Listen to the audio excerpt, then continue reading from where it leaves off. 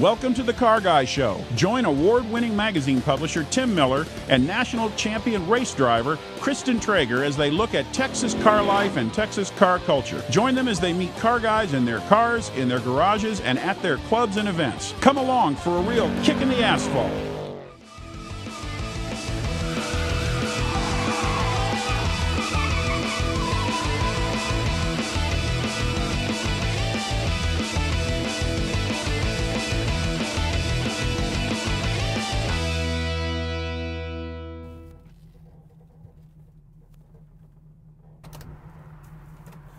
Welcome to the Car Guy Show. I'm your host, Tim Miller, and we have another great show for you today, including a garage Mahal, a man and machine, a test drive, car club, and Car Guy event coverage. So we got a lot to check out. Let's go.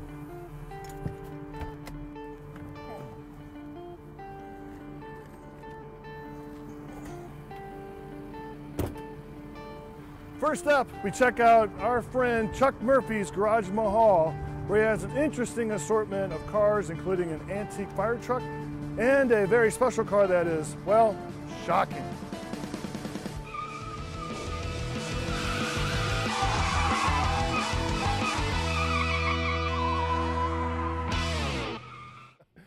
Are you ready for this edition of Garage Mahal? Come with me as we check out Chuck Murphy's extraordinary collection of cars, where every time a garage door comes up, you are pleasantly surprised. Then we have one very special motor gem to reveal to you as well. So come along, let's go. Hey, good morning, Chuck. Hey, good morning. Doing? I'm doing fine. Good to see you. You too as well. What you working on today? Well, this is a 1917 Buick. This was actually my first antique car that I ever bought. Oh, is that right? And when did you purchase it? 1981, so I've had it for quite a few years. They actually made the same car in 1916, 1917. It's a pretty powerful car. As I say, I've had it since 1981. We take it in overnight tours. It also really whet my appetite for more cars, and as you'll see later on, I have some more cars I can show you. Let's get in this car. Your 1909 Buick. And this is a two-cylinder Buick. Buick made this car from 1904 to 1910. It only runs in two cylinders, which are located, the engine's actually under the seat. The front here is actually the gasoline tank. You got pedals for your floor, for your slow speed, your brake. This is a parking brake. This is actually a gear shift lever. It goes from high to low out here. You have to throw it forward. So why is this a right-hand drive? Back in the early days, there was no convention, left or right. In fact, some car manufacturers actually, they may make one Model B left-hand drive and the other right-hand drive.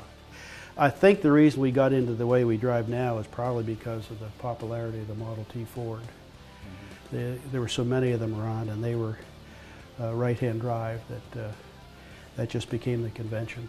You have left-hand, right-hand. Don't you have a rear seat drive vehicle? Yeah, I have an electric car, and that's driven from the rear seat with a tiller, not a steering wheel at all.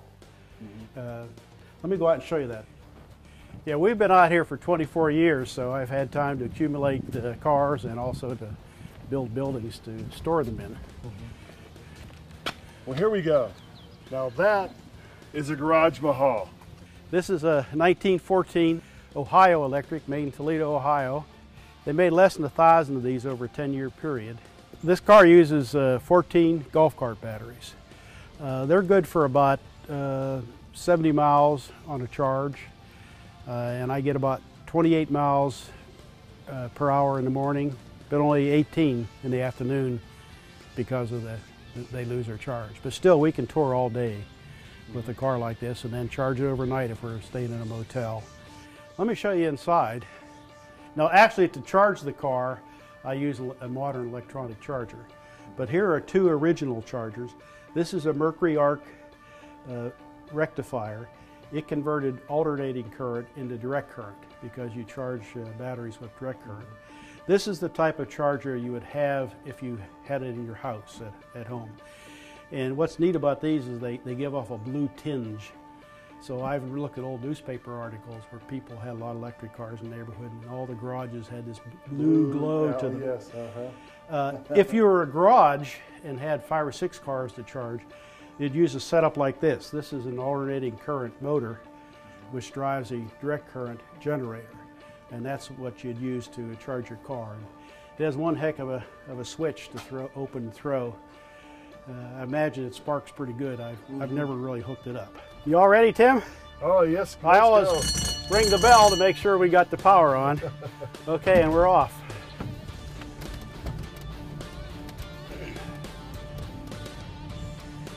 I have to be real careful when I'm driving this. It's a 5-speed car, and first speed is 12 miles an hour, which is sort of fast for negotiating garage doors and driveways.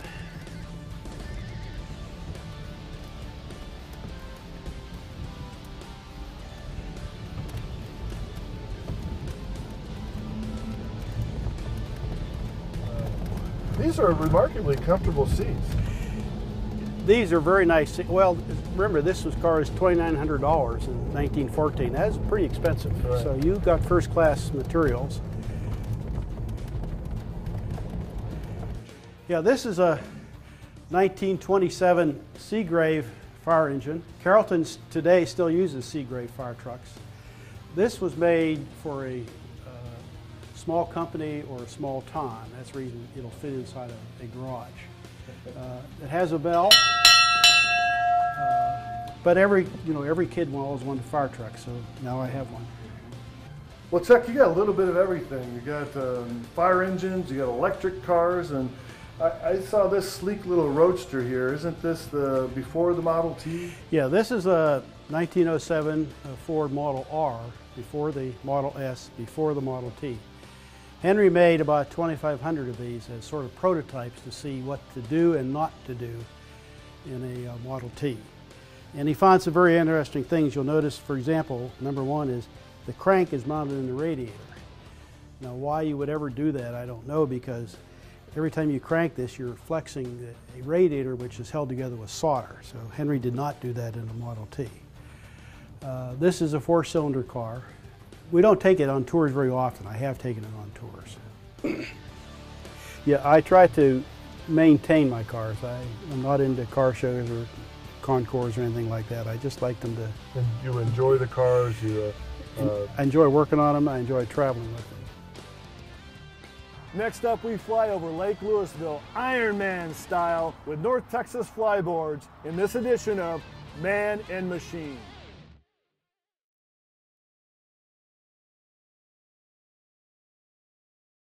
Jaguar.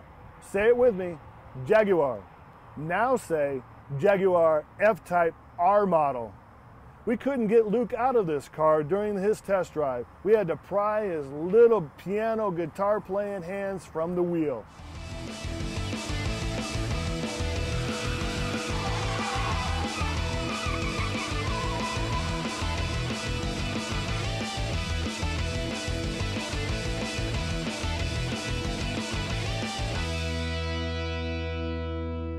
So here we are with the new 2015 Jaguar F-Type R. This is the cool new sports car from Jaguar. It's got a 5.0 supercharged V8 putting around 550 horse, big brakes, cool racing seats, different suspension. Jaguar hasn't come out with a car like this in quite a while, so I'm pretty anxious to get behind the wheel, see how it handles, see how the motor works, see how the ergonomics are. With the new R and RS series of cars, they have really started to step up their game, so we'll see how this one is. Different type of clamshell hood. And there we are. A lot of the old Jaguar sports cars had this hood, so it's cool to see them bring that back. Engine compartment is pretty bare. It's just a bunch of plastic, really. But honestly, it's pretty uneventful. So there's certain details about this car that are pretty cool, such as this. You hit unlock, you get close to the car, the door handles pop out. It's kind of a stainless little placard that says Jaguar on it. It's a cool little touch. Okay, so entering the cockpit, what do you see? It's pretty comfortable. It looks modern. I don't know what this is. It kind of looks like a fake carbon fiber. For a $100,000 car, it should be real, but it's like a plastic kind of faux carbon fiber. The steering wheel is cool. It's really wide. It has plastic paddle shifts. Again, aluminum. I love when things are aluminum. That is absent. The seats are awesome. The seats are so cool. They have pass-throughs for racing harnesses. You can see back here, it looks like the frame comes up through the back of the seats. For bracing. Gauge cluster looks pretty simple, pretty aggressive. It's kind of like a European muscle car. So moving on to the back of the car, probably my favorite part. This thing looks so mean. It is great. 4 huge exhaust tips. There is a button on the center console and it opens up flaps. Great looking car. It looks awesome.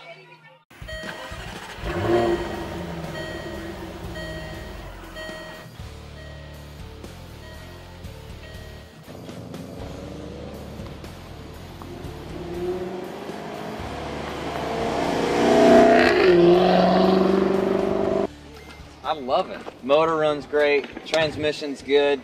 Just the flaws that I see are just kind of cosmetic ones, but overall, I freaking love this. So there you have it, the F-Type R. This car is awesome. I love it. The exhaust, I can't believe the exhaust. The looks are awesome. The motor runs great. The transmission's cool.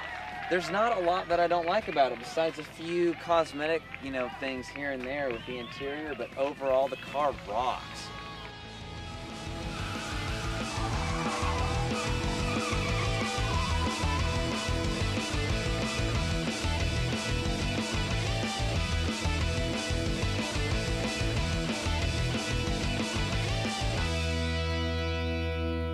Alright, so we're here with Ricky from North Texas Flyboards, and what are we doing right now? My adrenaline's already pumping just from watching one of your guys go do it, so what is this? Well, basically it's one of the newest water sports out, most exciting you've ever done probably. Once you've done it, it's addictive.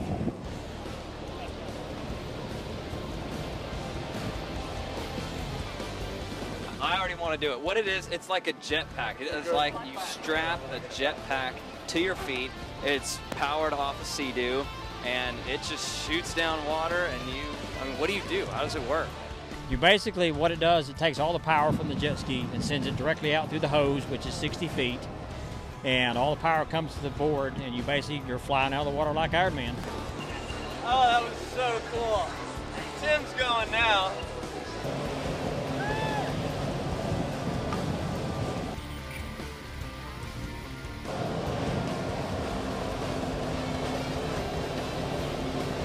And that right there is why you need to check out North Texas Flyboards.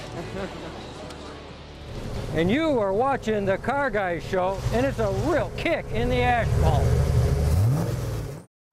Next up, near Lake Louisville, we meet with a few members of the Legends Corvette Club. This is a great group of guys. They're all car guys, and they have a love for everything Corvette.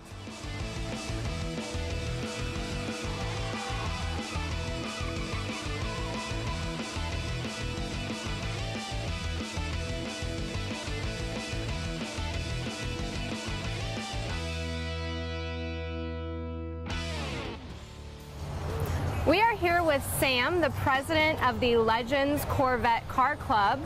Hey, tell us about your car club. We started about 15 years ago from another club in town. We wanted to cater a little more to the older cars, the C1s, the C2s, and the C3s. And we also had people in our club that were mechanically able to do that, and we have weekend wrenches where we work on one another's cars and stuff like that. And today we're here at the Huffines 90th Anniversary Car Show. How long have you been coming to this car show? We've had a car show here probably for like 10 years, basically, especially for our club and stuff, because they're our sponsor. They've been our sponsor for quite a few years now. Lucky group. Well, we're also standing in front of this beautiful Corvette. What year is this? This is a 64. even though it doesn't really look like a 64, it's a kind of a 67 clone. Okay. So, and what's special about this model? I guess for me to own it, it was just memories of my teenage years and stuff like that, and I was not rich enough to have a Corvette back then, and so when I finally got to the point I decided that I needed to restore it. It took me about 10 years to restore it completely. Well, it turned out beautifully. Oh, thank you. We're here with Ron, a charter member of the Corvette Legends Car Club. Why did you decide to start this car club? Well, actually, we belong to a different club, and there were some political differences, and we split off. Differences. Yeah, we Yikes. have politics in car clubs. And we switched over to the Corvette Legends, and I was one of the original 25 founding members. Wow, incredible. So how long has this car club been around? Since 1996. I believe it's December of 96. And what makes this car club different than any other one? It predominantly favors older cars and guys that like to work on cars and have knowledge of cars, and they're a great bunch of guys, and we have a lot of fun together and we enjoy each other's company. Good. Well, we've got your gorgeous car behind us. This color is just amazing. That's Nassau Blue. That was the most popular color for 65. This is a convertible. It also has a hard top, which is not here, of course, and it's a 4-speed, it's a 327 300. And it has factory air conditioning, but standard brakes and standard steering, and so that was the only thing, the only bell and whistle on is the factory air. Well, should we see what she looks like topless? We can do that.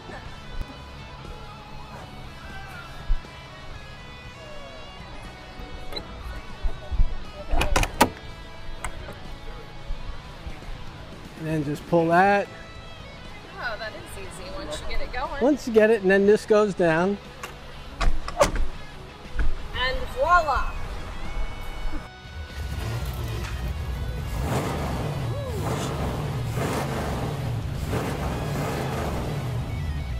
We're here with Jeff, a member of Corvette Legends.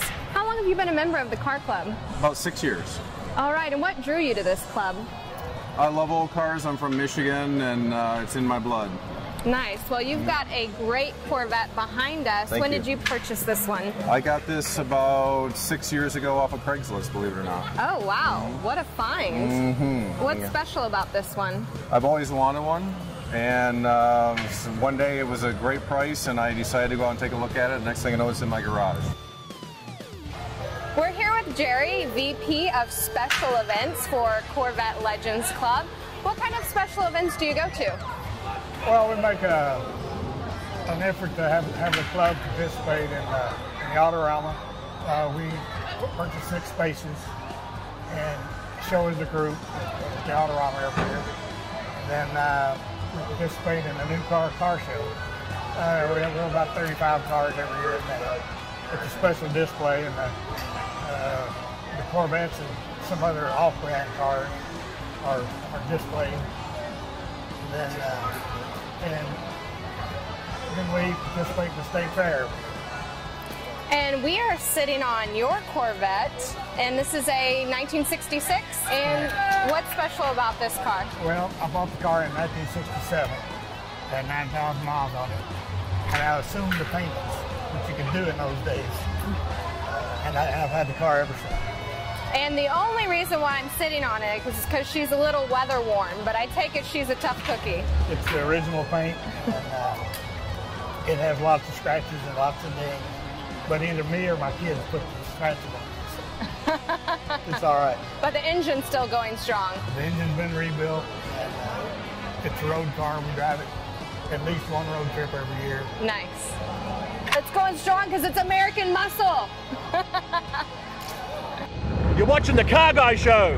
It's a real kick in the asphalt. Imagine a car show that's been around over 50 years. Well, now consider the Huffines family of dealerships in Louisville. They recently had their 90th anniversary car show, and we were there.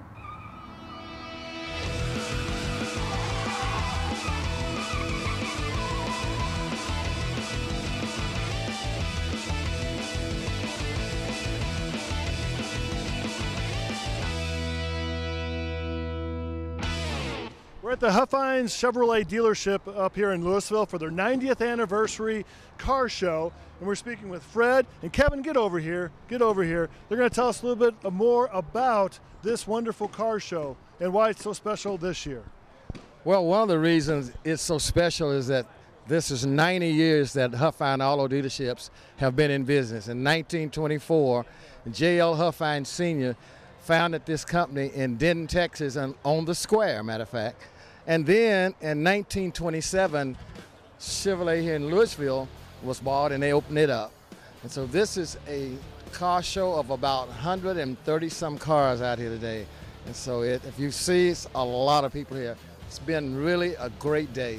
A lot of customers have been in, and we just want to be a part of the community. Yeah, you had a great day today. The weather actually turned out pretty good, and you got a wonderful turnout here. I think that really shows the importance of this dealership to the community, coming out and supporting you after 90 years. Well, we were expecting probably somewhere around 100 to 200 people, and I would guess that we've had somewhere real close to 500 to 600 people show up for the event. All the vendors that are involved with this are more than just vendors. They're personal friends, relationships, and that's what Huffines has built their 90 years on. You know, I remember sitting and talking with Mr. Ray Huffines, and he was very clear to me, take care of my customers, and that's what we do.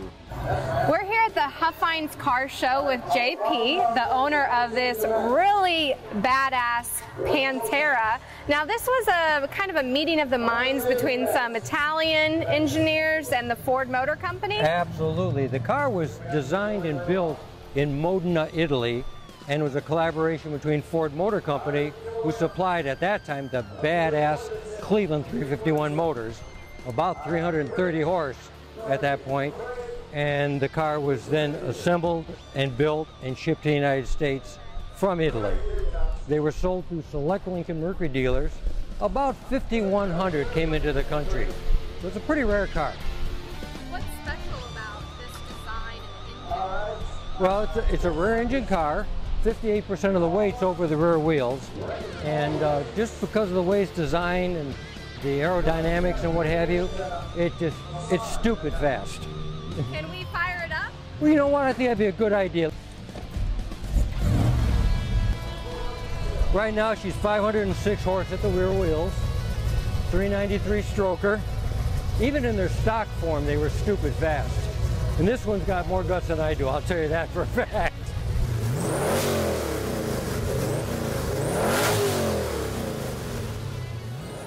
We're here with the original muscle car, the GTO. Can you tell me about this? Well, it's been a restoration project for the last 5 years. Bought it out of the Vicari Motorsports Museum in Clearwater Springs, Florida. And it was sitting there for several years looking really nice, but needed a lot of work. We did everything from replacing all the wire harnesses from front to back, redoing some of the engine parts on it, tuning the tri-power. Win any awards lately? Won one today, best of class. You know, generally when we take it to a show, she wins a good majority of the time. It's just fun to take it out and have people look at it and basically walk down memory lane and remember when they used to have one or when a friend of theirs used to have one.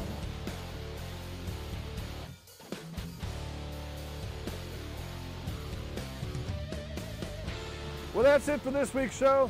Thank you for watching, and I hope you enjoyed the show as much as we enjoyed making it. Please like us on Facebook and check out our website at www.thecarguyshow.com, where you can subscribe for free to the all-new Car Guy magazine. Well, until next time, we'll see you later. Here we are with the new 2015 Jaguar Type R. Wait, R-Type. F-Type R. F-Type R. It was a collaboration between Ford Motor Company. We're not filming yet. Oh, we're not? Why the hell did you film yet? We won't use that. That's all right. Thanks, Mark.